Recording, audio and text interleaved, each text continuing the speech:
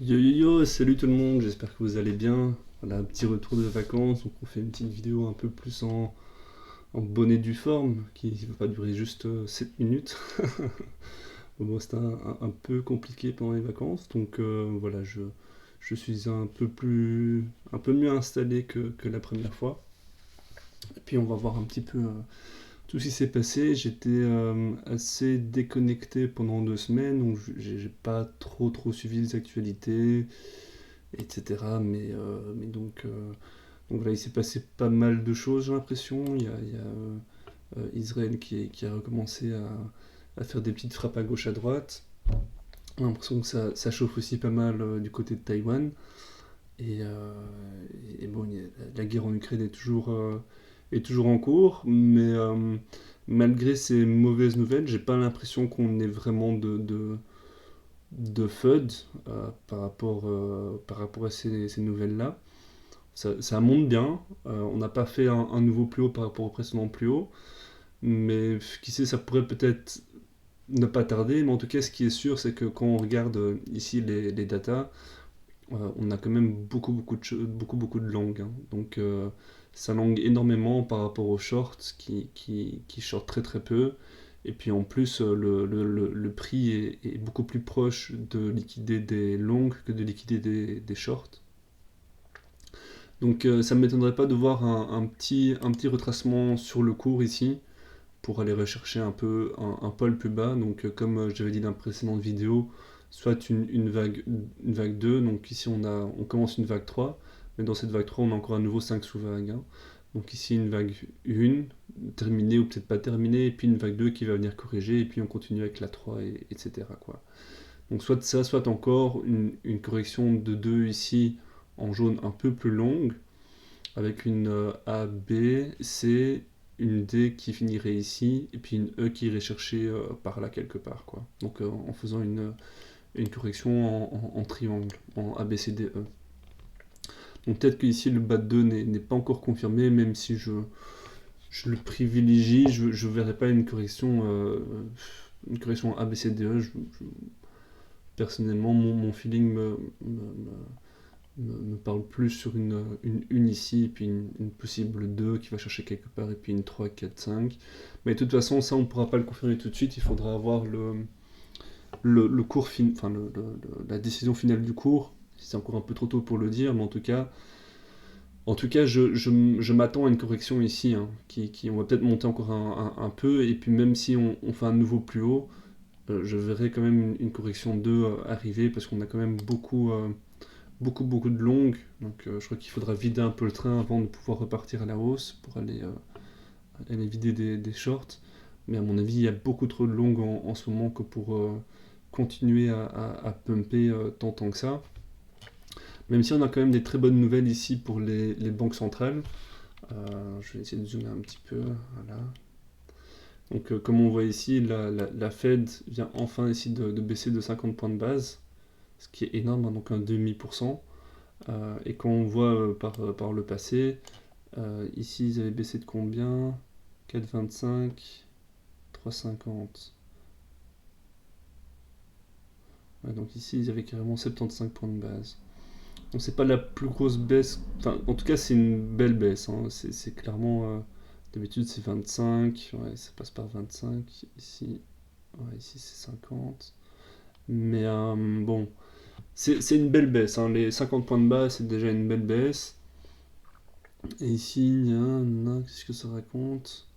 C'est pour la prochaine date de réunion. Ah, c'est en novembre maintenant. Ah, donc il n'y a rien en octobre, apparemment. Ok. Donc, ouais, on a un consensus vers les 4,50, 4,75 pour la prochaine réunion.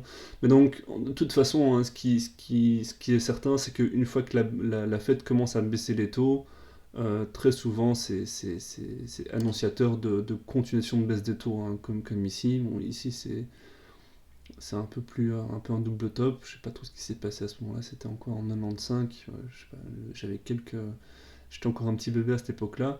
Mais quand ça baisse, généralement ça baisse, quoi, hein. Souvent, quand une baisse est amorcée au niveau des taux directeurs, elle est bien amorcée. Ici, pour la Banque Centrale Européenne, nous, on a été un peu plus précoce sur la baisse des taux. Donc voilà, mais j'ai l'impression que toutes les... Ouais, ici aussi, BOD, c'est l'Angleterre. L'Angleterre a baissé un peu avant aussi. SNB, c'est quoi? C'est la Suisse. La Suisse a baissé un peu aussi. RBA... je vois pas laquelle c'est. Ah, c'est l'Australie, je pense, ouais. L'Australie, Canada. Donc, il y a tout qui est en train de baisser, hein. Donc, ici, c'est POG, ça c'est le Japon. Il y a juste le Japon qui monte un peu ses taux d'intérêt. Bon, ils ont été en négatif de moins 10% pendant perpète, mais. Et ici aussi, ça monte. CRB, c'est quoi? C'est la Russie, ça, ouais. Alors, la Russie monte, c'est 19%, putain. Donc, ouais, la Russie, elle monte ses taux. Mais donc, de manière générale, c'est quand même assez bon signe, hein, on va pas se mentir. De toute façon, la plupart du temps, on regarde que la Fed. Et la Fed a baissé, donc je pense que c'est pour ça qu'on a un très beau price action ici, et que le marché est en train de presser cette news, quoi. Donc je pense que c'est une très bonne news. Qu'est-ce qu'on a d'autre? Donc ça, je vous ai montré. Bon, ici, on a un petit regain d'intérêt au niveau des ETF. Donc Wall Street se remet un petit peu à s'intéresser au Bitcoin. Bon, et le Rainbow Chart, bon, on a toujours une belle accumulation et une belle structure d'accumulation ici. Donc on reste toujours très bas dans les niveaux d'intérêt de prix. Donc on pourrait monter beaucoup plus haut, comme on voit ici.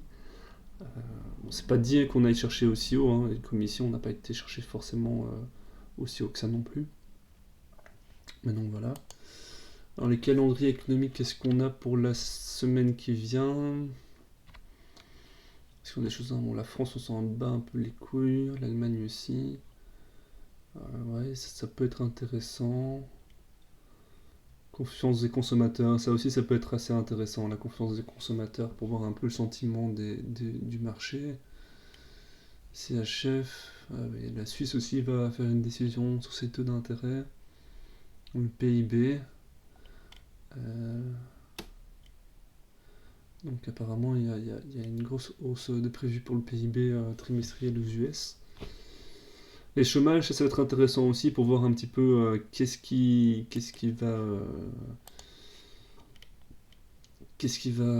va arriver, quoi, au niveau ouais, ça a l'air assez stable, hein. Bon, ici on a eu le flash crash Covid, pour ça qu'il y a eu un si gros pic. Mais ça ne prend pas en considération. On a une petite hausse du chômage et là ça recommence un peu à baisser. Donc voilà, j'ai pas l'impression que le chômage soit vraiment très fort en ce moment. On pourrait peut-être avoir une mauvaise nouvelle, hein, sur le chômage, mais je pense que la réduction des taux va aussi éviter une explosion du chômage. Je pense qu'on est pas trop mal. Donc voilà, ça c'est fait. Donc ici, comme je vous ai dit, la même chose que la précédente vidéo en fait, hein. Ça va pas être la dinguerie. Donc comme je vous ai dit, soit ici une A, une B, une C, une D, puis une E, et puis ici finir la 2 un peu plus loin. Ça c'est un plan qui me paraît plausible, mais que je ne privilégie pas spécialement. Moi, ce que je verrais plus, parce que je suis assez bullish là honnêtement, avec cette baisse de taux, je crois que c'était un peu le messie que tout le monde attendait dans les marchés. Donc moi, je pense plus qu'on va avoir un style comme ça, quoi. Donc une vague 1, peut-être ici, hein, mais c'est vraiment, pour le moment, c'est pas encore confirmé parce que tant qu'on ne voit pas la 2 ou la 3 ou la 4, on peut pas encore vraiment savoir. Donc une vague 1, une vague 2 pour aller vider un peu tous les longs qui sont posés, puis aller ensuite pour s'extraire vers le haut et aller dans des time frames un peu plus hautes. Voilà, pour aller chercher ici une 3, une 4 et continuer à pumper, quoi. Donc ça me paraît un bon plan en tout cas. Donc, je pense que on peut avoir quelque chose dans ce goût-là, quoi. Donc moi je penche plus pour une nouvelle impulsive à partir d'ici, avec la baisse des taux qui est amorcée, qui va continuer à baisser. Je pense on va arriver dans ces eaux-là, quoi. Donc ça me paraît être une bonne nouvelle, une bonne chose. On va enfin un peu sortir de cette consolidation de merde, même si, comme vous le voyez, on va avoir... ça peut encore prendre du temps avant de faire un nouvel ATH, hein. Donc très clairement, on a encore plusieurs vagues impulsives à- à aller chercher, et on pourrait très bien avoir une vague 3 qui ne fasse pas de nouveau plus haut, et faire une vague 4 qui va à nouveau chercher un support dans le range pour ensuite s'extraire en 5, et puis refaire une correction encore un peu plus forte pour les rechercher dans le range pour ensuite repartir. Donc le bull run n'est pas forcément pour tout de suite. Je peux pas vous donner un timing précis, mais bon, en tout cas, il faut voir aussi si l'élection américaine va porter ses fruits, si Donald Trump va être élu ou pas. Parce que j'avais vu une vidéo qui était assez intéressante, mais que je vais pas pouvoir vous retrouver, qui montrait les probabilités d'élection de Donald Trump, et qu'on comparait le graphique des probas d'élection de Donald Trump avec le graphique du Bitcoin. Ils étaient mais très très très fortement corrélés. Donc voilà, j'espère que ça va être bénéfique pour nous les petits crypto moula boy. Et puis voilà, je pense que ce sera une bonne chose. Ici, qu'est-ce qu'on a au niveau du carnet d'ordre? Bah, ça continue ici, il y a eu une petite panique ici, on dirait. Mais on continue toujours à avoir plus de support au sud qu'au nord. Donc je pense qu'au plus on a de support, au moins on risque de faire des nouveaux plus bas. Donc ça m'a l'air assez 50-50, mais je pense ça me paraît plus bullish que précédemment en tout cas. Donc en tout cas beaucoup plus bullish que ici, où là où on n'avait quasiment pas de support. Ici on commence à avoir quand même beaucoup plus de support. Donc je pense que c'est une très très bonne nouvelle. Je suis assez optimiste là pour les mois à venir. Je crois qu'on va avoir des très bonnes nouvelles. Je pense que les élections vont pas trop tarder maintenant. Donc voilà, on va peut-être avoir enfin la roue qui tourne, un président pro-crypto et puis une belle baisse des taux. Et peut-être aussi la fin des guerres en Ukraine, en Palestine et à Taïwan, que tout va un peu se calmer avec Donald Trump. Faut voir un peu comment ça va se passer, mais en tout cas, voilà, je pense qu'on a de bonnes nouvelles. Je crois qu'on peut être vraiment optimiste pour la suite et voir voir un petit peu la vie en rose et en vert, quoi. Donc voilà, j'espère que ça vous a plu et que voilà, le plan ici vous parle. Donc faites attention, commencez pas ici à longuer le milieu de range.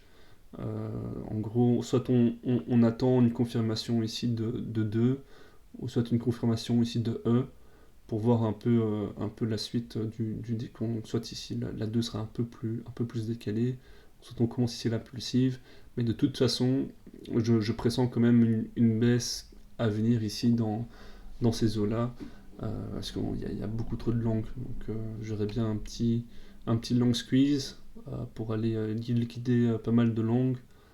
De toute façon, que ce soit une 2 ou que ce soit une E, je m'attends à une petite baisse ici pour repartir avec un peu moins de gens vers le nord, quoi.